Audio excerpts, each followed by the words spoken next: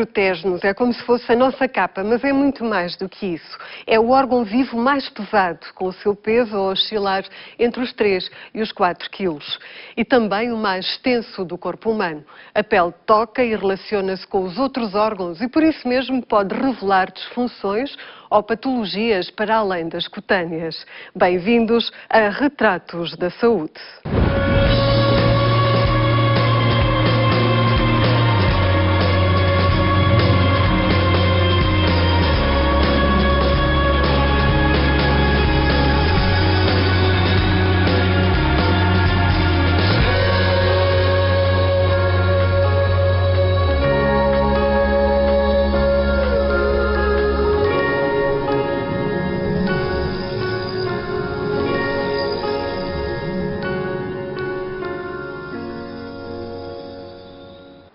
A pele protege o corpo de agressões do meio ambiente. É usada para transmitir informação entre o corpo e o mundo exterior através das suas inúmeras terminações nervosas. Uma cadeia que merece ser analisada. São nossos convidados o cirurgião plástico e estético Biscaia Fraga e o dermatologista Vasco Sousa Coutinho, a exercer no Hospital CUF Descobertas. Sejam muito bem-vindos os dois a este programa sobre os problemas da pele. Dr. Vasco Sousa Coutinho, qual é exatamente o papel da pele? Como disse, é uma capa, é uma proteção, é uma relação com o exterior, mas é também um órgão importante do ponto de vista respiratório. Nós respiramos pela pele. Do ponto de vista de moderação da temperatura, portanto, com a transpiração e com a vasoconstrição conseguimos controlar a temperatura do corpo, e é importante também, por exemplo, para diversos metabolismos. Portanto, a vitamina D é sintetizada através do sol que recebemos na pele e depois, a partir daí, é que essa vitamina pode ser sintetizada. E há outros aspectos metabólicos que a pele tem, que seria um bocadinho fastidioso estar aqui a enumerar todos. Doutor Biscaia Fraga, por outro lado, falou-se aqui do sol e do papel da pele.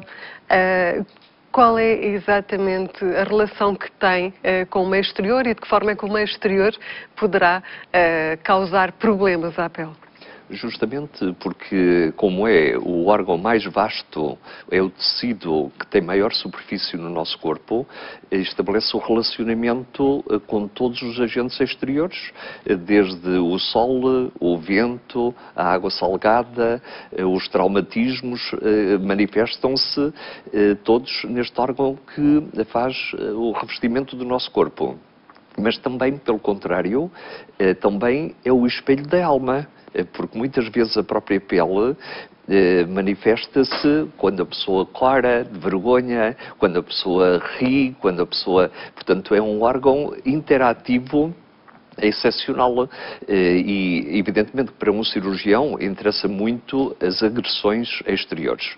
Quando há um traumatismo, quando há uma ferida, quando há uma queimadura, quando há lesões da própria pele. Mas, como médico, também indiscutivelmente que é o órgão que dá mais semiologia. A semiologia são os sinais em que a pessoa olha para a pessoa e vê através da pele se está contente, se está triste, se a pele está pálida, se está corada. Portanto, de facto, é um manancial de informações excepcional. Ou seja, a pele comunica. E que eczema, psoríase, dermatite, rosácea são muitos os desequilíbrios da pele. Se uns se prendem apenas com questões estéticas, outros são patologias com múltiplas implicações que devemos encarar com seriedade. Fomos identificá-los e conhecer as suas origens para partilharmos consigo as melhores respostas clínicas.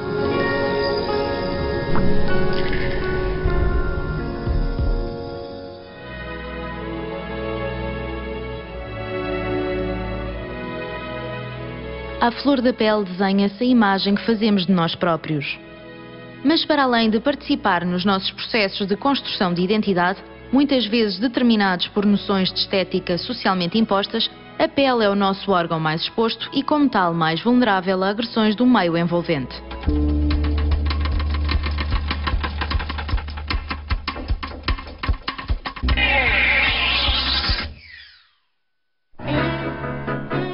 Tal como na maioria das patologias às quais o corpo humano está sujeito, na raiz dos fatores que potenciam doenças na pele está obviamente o nosso código genético que, entre tantas outras variáveis, determina o nosso fototipo. O que é o fototipo? É o que nós em dermatologia utilizamos para classificar a pessoa em função do tom da pele, do pelo, da cor do olho, e em função disso, por exemplo, uma pessoa tem um fototipo 1, uma pessoa, por exemplo, ruiva, ok, clarinha, com sardas, olho verde, olho azul. E temos, por exemplo, uma pessoa de raça negra que é um fototipo 6. E em função disso, o risco relativamente à exposição solar também é completamente distinto. Para além da nossa predisposição genética, há muitas outras causas que favorecem o aumento da incidência de problemas cutâneos. Temos muitas pessoas que têm algumas lesões que resultam de dano actínico, isto é dano solar. Tabaco, quer dizer, assumidamente, não só numa perspectiva de envelhecimento, intrínseco e extrínseco, está associado, de facto, a uma série de patologia cutânea. Infecções, por exemplo, o papilomavírus, que é tão mediático. A pele e o sistema nervoso central estão intimamente relacionados, até porque do ponto de vista embrionário derivam da mesma linhagem. Portanto, sim, habitualmente quando existe um estado de maior ansiedade, nervosismo, existe um agravamento ou um episódio um surto da doença cutânea em questão. As patologias mais frequentes que levam os doentes ao Centro de Dermatologia do Hospital CUF Descobertas estão relacionadas com neoplasias benignas ou malignas, infecções, verrugas, acne e rosácea. Depois nós aqui no centro, de facto, temos quase todas as valências, portanto temos desde pessoas que vêm especificamente por psoríase, temos pessoas que vêm exclusivamente por doenças da unha, patologia unguial, temos pessoas que nos procuram por causa de doenças do cabelo, enfim, temos uma panóplia de doentes com vários tipos de patologia distinta. Se do ponto de vista da prevenção há que cuidar diariamente da limpeza e hidratação da pele, da fotoproteção com produtos adequados e, no caso das mulheres, de uma escolha criteriosa dos produtos de maquilhagem, no que diz respeito às respostas terapêuticas, hoje dispomos de várias soluções. Tratamentos tópicos, cremes, em rosáceas que são mais exuberantes, fazemos, por exemplo, antibióticos orais. Nós utilizamos bastante o laser na dermatologia, em que, no fundo, de uma forma muito simples, nós vamos transformar a luz numa energia geralmente térmica. Este senhor tem esta tendência para ter estas tais neoplasias benignas da pele, que são estas dilatações dos capilares da pele, os angiomas. Neste caso, o nosso alvo é o sangue e este laser permite, de facto, que haja uma coagulação desse sangue nessas dilatações e ao longo do tempo, de facto, o nosso organismo tem uma data de células que estão implicadas na remoção desse pigmento e que acaba por ser quase um Photoshop daquela área que tem aquela alteração.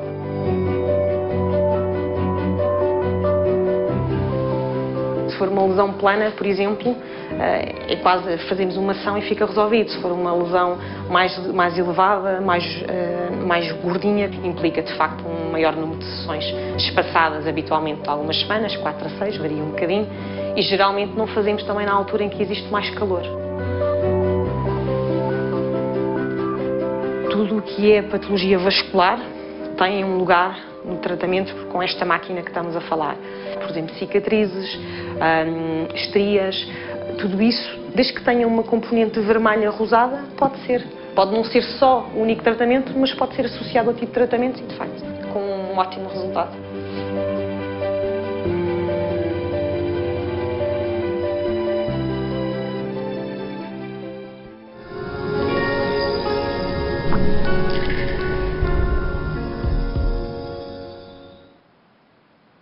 As manchas vermelhas no rosto têm muitas causas e origens, podendo ou não estar associadas à rosácea.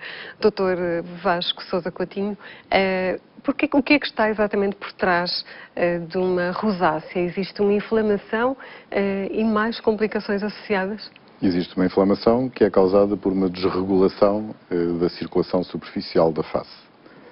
Não se sabe exatamente qual é o mecanismo, mas há uma vasodilatação. Portanto, os vasos dilatando trazem mais sangue à cara e a cara fica mais vermelha. Esses fenómenos inflamatórios depois vão continuando e podem chegar a surgir borbulhas, cabeças de pus e outras coisas que complicam e que tornam a rosácea ainda mais exuberante.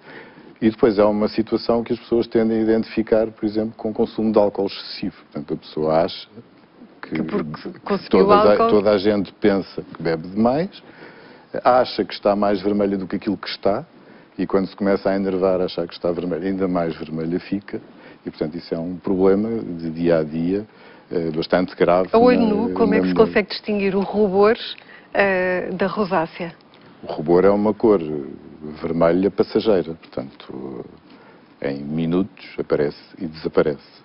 A rosácea fica. Ou seja, no caso do consumo de álcool, no caso passa. do consumo de álcool, aumenta a rosácea. E depois passa ao fim de determinado tempo. Sim, se for só a vermelhidão de quem bebeu, mas se beber continuadamente, a rosácea fica. Portanto, a rosácea, às vezes, coisas mais graves, como o espessamento definitivo da pele, o chamado rinofima, em que as pessoas têm um narigão enorme, com pele grossas, com os poros todos à vista, que é o resultado de uma rosácea que permanece. Portanto, é uma situação que tem que ser tratada continuadamente para não Doutora Pesqueira Fraga, do ponto de vista da cirurgia estética e reconstrutiva, como é que se tratam estes casos? Existe aqui um certo paralelismo entre o dermatologista, mas depois a intervenção acaba por ser completamente Não, são diferente. duas, na minha ótica, são duas especialidades muito interpenetradas, muito complementares, porque muitas vezes é o próprio dermatologista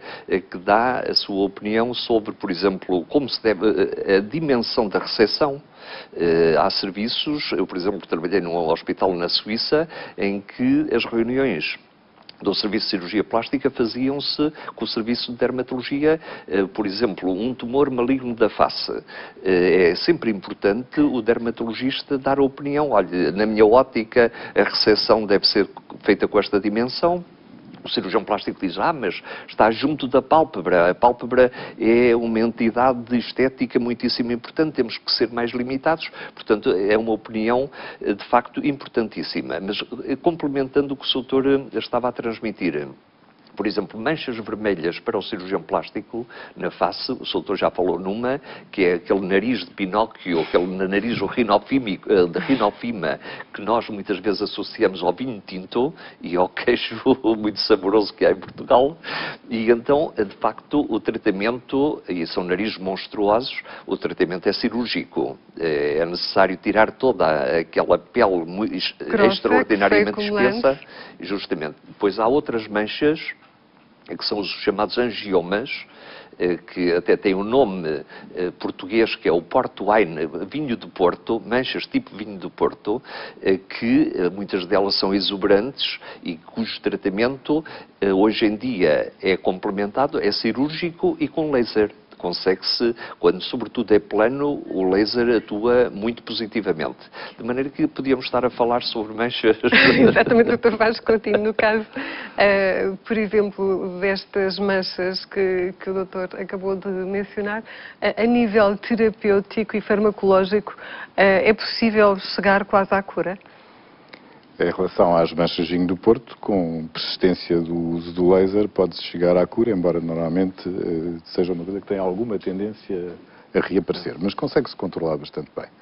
Em relação às manchas de rosácea, completamente diferentes, também algumas podem ter indicação para fazer laser, portanto, para secar os vasos superficiais que estão implicados naquele rubor, e outros são tratados medicamente, com diversos cremes, ou antibióticos orais, ou outros tipos de aplicações para controlar a rosácea.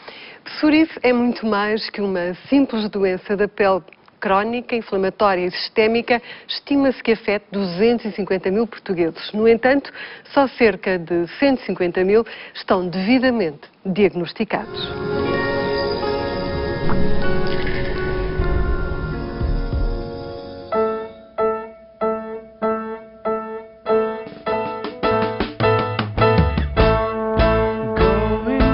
Os primeiros sintomas da psoríase surgiram por volta dos 6, 7 anos. Manifestou-se principalmente no couro cabeludo. Eu não tinha a noção do que era.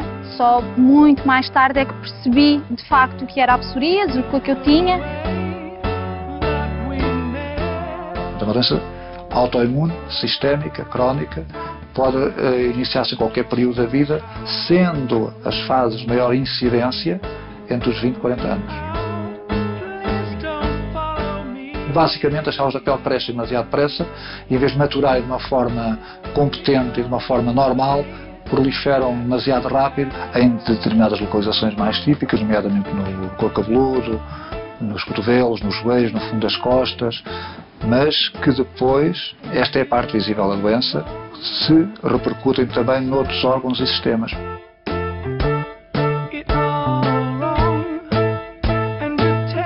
Portanto, a doença tem impacto a nível cardiovascular, a nível das articulações, a nível psíquico e psiquiátrico. Aos 14 anos foi muito complicado o surgimento das primeiras manchas, dos primeiros sintomas, na cara, no rosto.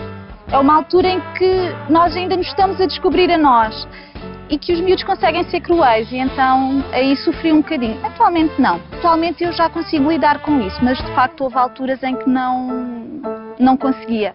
E fechava-me, vivia um bocadinho fechada para mim, evitava certas situações por causa da psoríase. A fototerapia natural, que é o sol, é o método mais utilizado para a psoríase. Nós damos aos doentes apenas em sol. Mas há vários tipos de tratamentos, fármacos que visam regular, normalizar os tais ciclos de replicação exagerada e acelerada das células da pele. Em últimos recursos, como as chamadas terapêuticas biológicas, que são um avanço extraordinário da medicina molecular nos últimos 10, 15 anos, em que dispomos, que nos proporciona já ter de dispor de medicamentos que praticamente não curam a doença, mas tratam a doença de uma forma muito eficiente e que permitem manter o doente sem qualquer lesão visível, por exemplo. Neste momento, com os biológicos, não necessito fazer mais qualquer tipo de terapêutica. Basta fazer a injeção semanalmente que eu faço, que é uma injeção subcutânea, e o hidratante diário, mas isso é o que todos nós fazemos. Basicamente não conta como uma terapia, é um cuidado. De resto, tem que ter cuidado com a roupa, tentar usar algodão, não usar sintéticos. A exposição ao sol é moderada, horário dos bebés, sempre com protetor. De resto, faço uma vida absolutamente normal. Não se cura, mas trata-se de forma eficiente. Conseguimos com doentes com psoríase ande completamente livre de lesões. Isso consegue-se.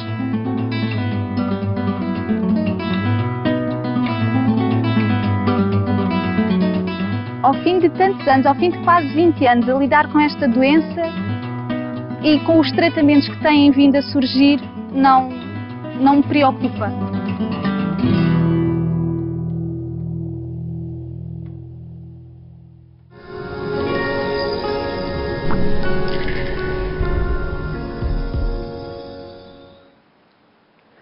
Quando a pele é afetada pela psoríase, a epiderme renova-se demasiado depressa.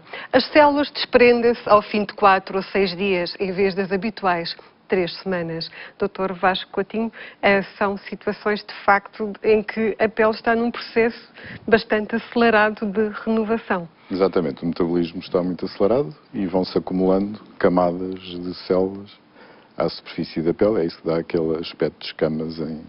Há vários tipos de psoríase, umas situações que nascem por baixo da unha, nas pernas com camadas quase de placas como se fossem queimaduras. Porquê que há estas diferentes manifestações? Isso já não lhe sei dizer.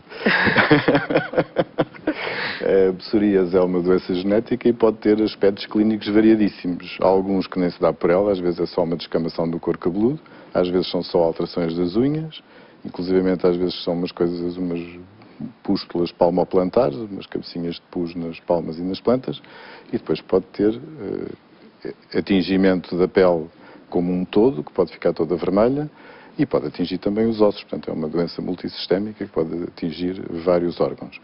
Quem é que vai ser, como é que se diz? Beneficiado. Com uma boa, com uma ligeira psoríase, ou quem vai ter uma grande, é uma coisa que é impossível de prever, mesmo com estudos genéticos e mesmo com coisas que não se sabe. Por outro lado, a terapêutica tem evoluído, uma vez que... A terapêutica evoluiu imenso nos últimos anos, quando se compreendeu que a doença, para além de ser sistémica, também tinha um componente autoimune. Portanto, há uma desregulação da imunidade e que não trava as células e as deixa reproduzir. E quando foi reconhecido esse mecanismo, foram criados aqueles medicamentos chamados biológicos, que controlam a psoríase, tanto a da pele como a óssea, de uma maneira fantástica, e que as pessoas quase que não sentem aquilo que têm, com um tratamento semanal ou mensal, conforme o tipo de tratamento e de biológico que estão a usar. Dr. Biscay Fraga, no seu caso concreto, também pode ajudar um doente com psoríase? O que é que o cirurgião pode fazer? É curioso que eu estava a ouvir com muita atenção as palavras do Sr. Doutor. É curioso que, pronto, como médico, eu tenho que saber diagnosticar uma psoríase e muitas vezes pedir opinião aos dermatologistas. Mas relato-lhe apenas 2 casos clínicos. Um é a relação como eu ponho cabelo todas as semanas, cabelo para crescer. Claro que tenho que saber as implicações que existem, por exemplo, se a psoríase está no couro cabeludo. E há médicos que de facto têm muito receio. Então, e vai haver uma intervenção cirúrgica numa pessoa com psoríase? Olha, operei uma jovem com uma psoríase daquelas exuberantes, porque tinha um gigantismo mamário. Tirei 1 quilograma de cada mama. Bem, a psoríase no pós-operatório melhorou espetacularmente, mas melhorou, agora é a minha interpretação, Sr. Doutor. Ou seja, mas não há explicação. Não, porque há um reflexo psicológico, a psoríase tem uma ligação psicológica, que o Sr. Doutor, seguramente com a experiência que tem, sabe muito melhor do que eu. A pessoa, a paciente, como ficou tão contente com o novo peito, muito provavelmente teve um reflexo muito positivo na psoríase, e a psoríase melhorou espetacularmente. Isto porque está associado ao sistema nervoso. É uma coisa que se vê muito. Também tínhamos um doente com uma psoríase extensíssima que andou anos em Santa Maria, que não se conseguia tratar, e um dia divorciou-se e 2 meses depois não tinha uma lesão de psoríase, mas uma lesão de psoríase. Não é um remédio universal, que não é toda a gente tem psoríase divorciada, não é? Mas, de facto, o sistema nervoso é uma coisa importante. Ajuda muito. Muito resumidamente, passando para um outro tema também que tem a ver, obviamente, com várias camadas de pele. Por exemplo, a celulite. Há cura para a celulite? Cura é um termo muito radical. Na minha opinião, há melhoria. Consegue-se uma melhoria substancial e também depende do tipo de celulite, como é evidente.